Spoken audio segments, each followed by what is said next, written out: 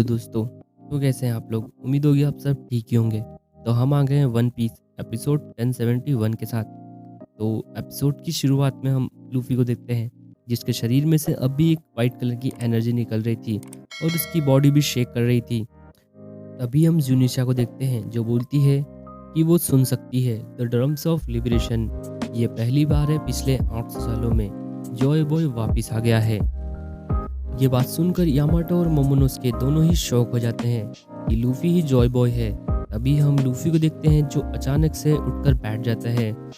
उसके बाल भी सफ़ेद हो जाते हैं। लूफी बोलता है ये हो क्या रहा है, वो ठीक से खड़ा क्यों नहीं हो पा रहा है। तभी लूफी को याद आता है कि वो नॉकआउट हो गया था और वो जोर जोर से हंसने लगता है और बोलता है कि अब आएगा मज़ा। और लूफी अपने पावर्स को बढ़ाने लगता है। तभी हम सांजी को देखते हैं, जो लूफी की प्रेजेंस को सेंस करके अचानक से उठकर बैठ जाता है। इधर किड और लो इवन सभी लोग लूफी की प्रेजेंस को सेंस कर लेते हैं। मार्को नामी और टामा से बोलता है कि लूफी अभी मरा नहीं है, वो जिंदा है। ये सुनकर नामी और टामा तो रोने लगते हैं। तभी सीन चेंज होता है और हम लूफी को देख, जो अपनी कॉन्करस हाकी से आसमान के सारे बादल साफ कर देता है और जोर जोर से हंसने लगता है। तभी सीन चेंज होता है और हम देखते हैं मरी जोन्स में, जहाँ पर 5 एडल्ट्स की मीटिंग चल रही थी। वो लोग बोलते हैं उन लोगों ने अपने one of the best member को सेक्रीफाइस कर दिया है और काइडो को भी गुस्सा दिला दिया है। क्या सच में ये हमारी जिम्मेदारी थी? हमने सही किया या नहीं? जिस पर एक दूसरा मेंबर बोलता है हमने जो किया वो सही था, अब हमारा सबसे बड़ा थ्रेट मर चुका है। फिर एक दूसरा मेंबर बोलता है कोई भी युग हो, वर्ल्ड गवर्नमेंट हर बार फेल हुई है गोमुगु नो को पाने में। पिछले 800 सालों में एक बार भी वो हमारे हाथ में नहीं आया है। ऐसा लगता है कि वो फ्रूट खुद हमसे भाग रहा है। हर जोआन फ्रूट में एक अपनी विल होती है, पर ये वाला जोआन फ्रूट बिल्कुल अलग है, क्योंकि इसके नाम में एक गॉड है। क्योंकि गोमुगुमु नो एक मिथिकल जोआन है। इसका असली नाम ह्यूमन फ्रूट मॉडल नीका है। इधर लूफी चांद के सामने कूद रहा है और इधर से उधर जंप कर रहा है। तभी फिर से हम 5 एडल्ट्स को देखते हैं, जो बोलते हैं जो भी इस फ्रूट को खाता है उसकी शरीर में रबर्स की प्रॉपर्टी आ जाती है कॉम्बैट के लिए। उनकी सबसे बड़ी लिमिट होती है उनकी इमेजिनेशंस। उनके चेहरे पर होती है एक बड़ी सी स्माइल और ये होते हैं the true warrior of liberation, यानी कि एक ऐसा वॉरियर जो लोगों को मुक्ति दिलाएगा, द सन गॉड नीका।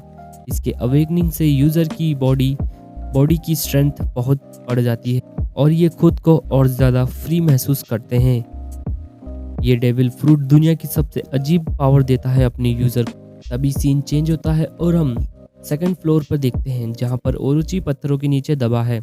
ओरोची हियोरी से कहता है कि ओडन उसे बहुत पसंद था, ये सब काइडो की वजह से हुआ। काइडो ने मुझे मैनिपुलेट किया था, इसीलिए मुझे ऐसा करना पड़ा। तू एक काम कर, तू ये मेरे अंदर से नेल को निकाल दे, जिसके बाद मैं तेरे साथ यहाँ से भाग सकता हूँ। जिस पर हियोरी बोलती है कि तुम लोगों ने सिर्फ और सिर्फ सामुराई की काइंडनेस का फ़ायदा उठाया है, उसके अलावा तुम लोगों ने कुछ नहीं किया है। तुम लोगों ने मेरे पिता को मारा है, फिर भी उन्होंने अपना प्रॉमिस पूरा किया। तुम लोगों ने उनसे कहा था कि 5 सालों तक पागलों की तरह नाचो, जो कि उन्होंने पूरा किया था। यहाँ तक कि तुम लोगों ने उन्हें जलते हुए तेल में भी उतरने को कहा था। तुम लोगों ने पूरे वानो लैंड पर कब्जा कर लिया था, इसीलिए वो सारी चीज़ें शांति से करते रहे, इस उम्मीद में कि तुम लोग वानो कंट्री को फ्री कर दोगे। लेकिन तुम लोगों ने अपनी औकात और कमीनापन दिखाया और उन्हें धोखे से मार दिया, लेकिन वो फिर भी एंड तक हंसते रहे। अब जो ओरोची होता है वो बोलता है कि एक शोगन होने के नाते मैं तुम्हारे बाप को रिवॉर्ड दूंगा। तभी हियोरी का मार्क्स नीचे गिर जाता है और उसकी आंखों में आंसू होते हैं और वो बोलती है कि शोगन, आज तक मैंने तुझे कभी शोगन माना ही नहीं। जब मैं कचरे के ढेर में थी, जब भी मैंने तुझे कभी शोगन नहीं माना। तू बस एक नीच और गिरा हुआ आदमी है और उसके अलावा कुछ नहीं। तभी वहाँ पर कांजीरो का वो आग वाला भूत ओरोची सामा बोलते हुए आ जाता है। तभी ओरोची उसे ऑर्डर करता है कि मैं तेरे लिए एक नया परफॉर्मेंस लाया हूँ, इस लड़की को जला दे, राख कर दे। लेकिन वो आग वाला क्रीचर ओरोची की तरफ ही बढ़ता है और ओरोची को ही जलाने लगता है। हियोरी ये सब खड़े होकर देख रही थी। अभी हम लूफी को देखते हैं जहाँ पर लूफी इधर उधर जंप कर रहा है और वो चिल्लाकर बोलता है कि अब मुझे लगता है कि मैं कुछ भी कर सकता हूँ। अब मैं थोड़ी देर और लड़ सकता हूँ। मेरी हार्ट बीट का साउंड बहुत फनी है। ये मेरी पावर का पीक है।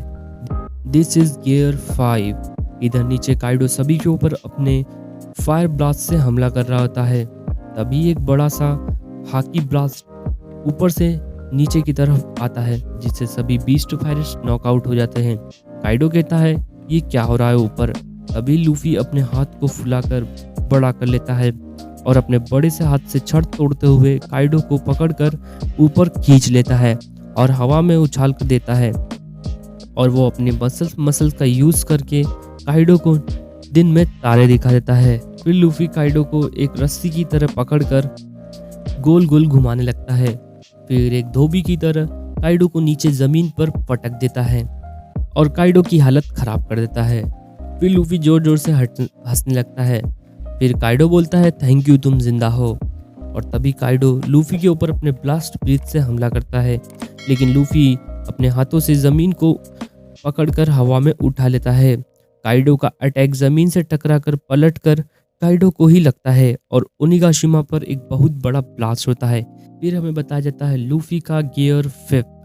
तभी काइडो बोलता है उस CP0 की मेंबर की तरफ से मैं तुमसे माफ़ी मांगता हूँ, मैं ऐसे नहीं जीतना चाहता था। जिस पर लूफी बोलता है कोई बात नहीं। फिर हमें कुछ फ्लैशबैक दिखाए जाते हैं और ये एपिसोड यहीं ख़त्म हो जाता है। तो हम मिलेंगे इसके नेक्स्ट एपिसोड में, तब तक के लिए बाय।